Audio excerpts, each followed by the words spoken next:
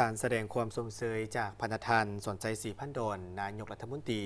แห่งสาธารณรัฐประชาธิปไตยประชาชนลาวส่งถึงพันธทันกอมโบจอบซานดันซาตาในโอกาสที่ได้รับการแต่งตั้งให้ดำรงตำแหน่งเป็นนายกรัฐมนตรีแห่งมองโกลีคนใหม่ พันธทัน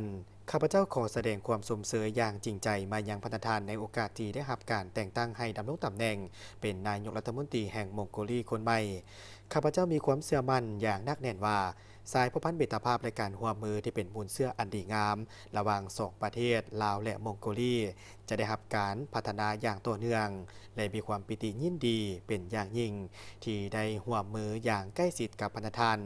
ในการสืบต่อเสริมขยายสายพพันธ์เบตภาพ และการร่วมมือที่ดีงามตลอดระยะ6 ทศวรรษกว่าให้มีความเจริญงอกงามและแตกดอกออกผลยิ่งขึ้นในซุ้มปีต่อหน้า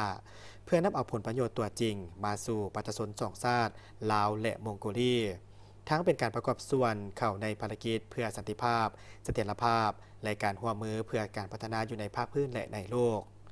ข้าพเจ้าขอถือโอกาสนี้อวยพรไซอันประเสริฐมายังพันธทันจงมีพระนามัยที่สมบูรณ์มีความผาสุก และประสบผลสำเร็จในหน้าที่อันสูงส่งของพันธทัน